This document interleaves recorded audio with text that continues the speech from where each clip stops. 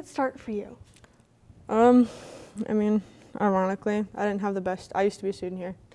I didn't have the best time in high school, and I basically would rather not remember the day. So if there was something I could do to not have to remember what happened that day, I was doing it. And then it got to the point where I was doing it before I walked in these doors, just so I could get through the day. So it was, and then it was, at first it was fun, you know, they tell you, oh, drugs aren't fun. That's a lie. They are until they're not. That's the catch, is that it gets to a point where it's not fun anymore. You know, and so then it got to the point where I wasn't choosing it. It was, I had to do it so I wasn't sick. You know, and I was 14 years old. And what specifically was the problem, if you don't mind me asking?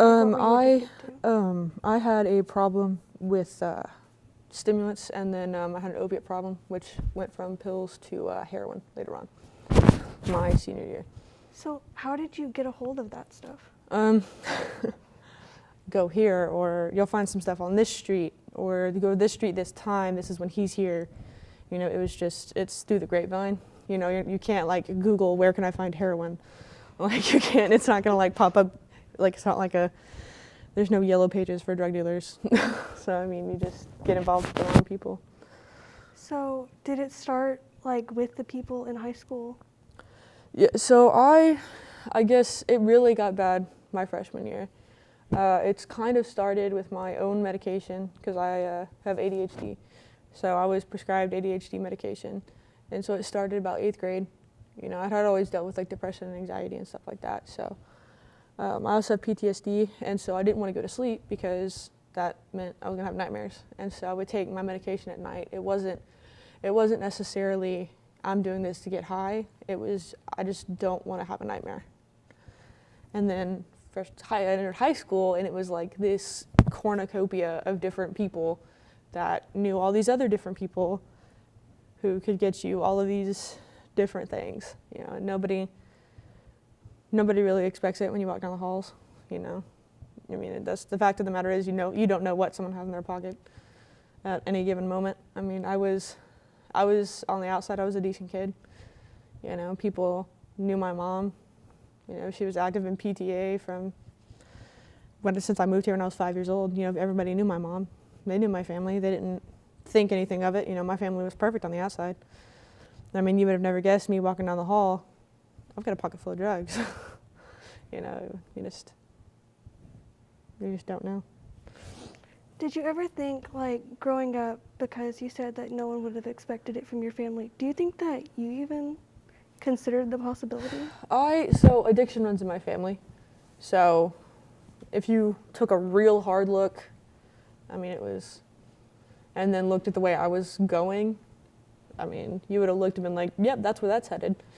You know, but I mean, because most of my family, you know, it's got alcoholics. I've got an uncle who is into meth, who is a beach bum in California, you know, and then to my knowledge, I've got some stuff on my paternal side. I don't really know that side of the family.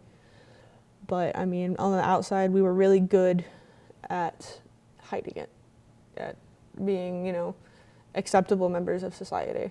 You know, like my mom never did anything. My mom's never even smoked a cigarette, you know, so to have a kid like me, I bet threw her for a loop. But no, I mean, that's the thing, is that you don't have to come from a family of addicts to be an addict or have a problem like this. So how hard was it hiding it every day? It was very hard.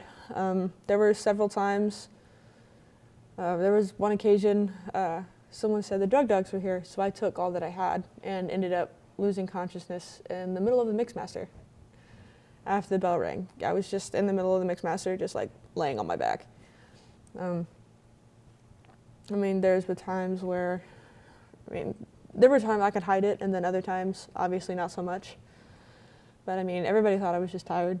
You know, I'd come up with good excuses. Oh, I'm tired, right? Or I was diagnosed with bipolar originally, so if I'm like really up there, I'm like, oh, I'm just manic, it's fine. You know, so then they just call my mom like, hey, having an episode here. And she would just assume it was mental health. Nobody was like drugs. Like, nobody pegged it. So what made you realize that what you're doing was like a huge issue? I remember, so I was living in house-lit with my parents at the time, and I did, a bunch of stuff on my own. This was after I had graduated.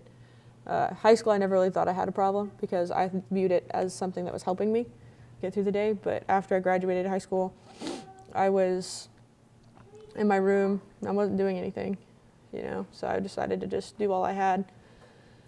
And I remember falling asleep, right? But the problem is that when I woke up, I wasn't in my bed. I was in a storm drain in Haltom City, which is roughly 30 minutes away. I didn't know where my phone was. I didn't know how I got there.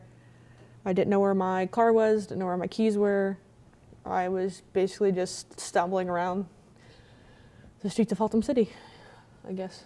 I know that was when it kind of really was like, oh, this is serious, Like I knew it was like, oh, I have a little bit of a problem, but I really didn't peg it as like addiction. It was just, because for the longest time, I was just a kid having fun, right? Like that's what I pegged myself as, because nobody wants to say, hi, I'm 14 and I have a drug problem. Like, you don't really want to say that. But, then I went to like an NA meeting and I realized that people were telling stories and I was like, oh, that's not, okay, that's not normal. Like, I thought like everybody who did drugs or drank did it the same way I did. And then I'm like hearing these guys talk and they're like, that's not normal. And I was like, oh, really? Oh man, maybe there's something to this whole addiction thing. But So how did you end up getting yourself help for the first time? I remember I was then, my mom had pretty much given up. She was just like, I've done all I can, after multiple in and out of psychiatric hospitals / rehabs. They didn't. I was 14 when I was in 8th grade is when I went to the hospital for the first time. I was various trips to the hospital, my mom was pretty much sick of it. And I realized, like, for the first time I was losing my family. I remember I had little brothers. They were 4 at the time. I'm sorry, 3, so the same age as my son. And they looked at me and they're like, why are you always gone? And why are you always sick? And I was like, man, like they notice more than you think. And I have a younger sister, 6 years younger than me, and she does not hesitate to call you out. And she basically told me one time that she hated me because I was never home. She said I had abandoned the family. And that's kind of like when I realized, like, the thing that meant most to me, because like family is my number one, right? So for what was my number one is now going away. Like they're walking away if I don't change something. So I kind of finally had to put family first and get it together. Did you have a good support system going through rehab? I did NA, so the 12-step program. It's Narcotics Anonymous. But it was probably a tradition break, sorry if anybody's familiar with NA. But I went by myself, and that's where I got a lot of my support was from them. Like my 12-step program did a lot. Then my mom, I finally opened up to my mom about how it really was, because I had kind of played it down a little bit. And I finally told her, Mom, this is serious, and so she's been incredibly helpful and supportive. I've got a fiance who's also incredibly supportive. I've got a little 3-year-old who doesn't hesitate. He doesn't know it, but he's pretty supportive. He's pretty great. He just doesn't know it. But I realized if I hadn't have walked into those rooms when I was 19, I wouldn't have this family. So where are you at now because you got yourself help? Actually, I've not always been in a wheelchair.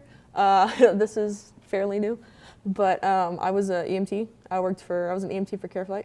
This is a back injury, but no, I was an EMT for CareFlight. I graduated surprisingly, I graduated high school with my EMT license.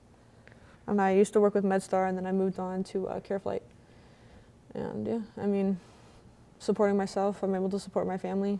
I mean, granted now I'm like paralyzed, but I can still support my family. But no, I mean, hopefully learn to walk again and get back in the back of an ambulance. But Is there anything, looking back on your entire experience with this, is there anything that you would go back and change specifically? I would never even take the first pill. I would tell, like, if I could be like, no, run the other way. Don't even look at it. Like, this is gonna ruin your life. Like it will take everything away from you. Because I mean, it did for me. You know, it took everything away from me. I didn't have a job. You know, my family was done with me. Didn't have any friends. I mean, I was by myself. You know, so it took everything from me. So what would you say to someone currently, because there are a lot of people who are teenagers who are having an issue with drugs and alcohol, what would you tell them, knowing what you know now? Talk to somebody. It doesn't have to be a parent. It doesn't have to be a teacher. Just somebody. It could be they have hotlines. Call a hotline. You know, like something. They'll give you resources. You know, I mean, if you still think it's fun, it's going to reach a point where it's not fun anymore. You know, and you don't want it to reach the point where it's not fun anymore, because that's when it's the hardest to stop, because that's the point where it's going to be the hardest to stop. So at what point does it stop being something that's fun and something that's just something you have to do? I mean, it's going to be different for everybody, but it changes from I want to an I need to, and that change can happen overnight. I mean, all of a sudden you realize, like, oh, I didn't get high today, man, I don't feel very good. Like, I don't feel good at all, you know, like you stay home from school that day because you're throwing up, like you can't stop throwing up. You know, I mean, there were several days, you know, I would run out in the middle of the school day, you know, I couldn't go 4 hours without something, or I would get sick. So, I mean, there were so many times where I'd run into the nurse's office and just run straight to the bathroom, and the nurse didn't know I was on drugs, but knew that I had a problem throwing up all the time. So I literally just run straight to the nurse's office, run straight to the bathroom, and just throw up. And then my mom would come get me, and I knew I'd have stuff at home, so I'd go home, do something, and I'd be fine, which my mom was very mad about, because in her eyes, like, you're fine, you just wanted to get out of school. But no, I mean, it does. That change can happen. You may not even be conscious of it, you know, but there is a change. It goes from, this is fun and I want to man, I really want to oh, I really, really want to. You know, it can be something like that. It can be this gradual build up to an I need to, but no. So how did you get, like, yourself to stop? I mean, honestly, I realized that if I ever pick up and start using again, that woman and my son are gone. For good reason. None of them deserve to see that. You know, like, my family, they're not gonna put up with it. You know, like, and because, you know, my fiance knows if she stays, our son could get taken away. You know, so she's not gonna put that. No, she's not risking that. You know, and I wouldn't blame her. You know, I pick up and use again, my family's gone. You know, so, and you know, this time I might actually end up in jail. So what was rehab like, knowing that you had to do this for your family? Mine, so I remember I was in 8th grade. At the point I was still fighting it. So it was more of a mental health trip, because I had attempted suicide. So it was I was there for more of a mental health reason, but they still had like a rehab component, and I fought it, you know. But it took a couple more trips to JPS a couple years down the line to really kind of set in stone, like, hey, something's wrong. Like, you have to. You know, it was either that or I was dead. You know, like, that's the reality of this, is that I pick up again, it could be my last, because that's what happens, you know. You don't know what's in whatever you're taking.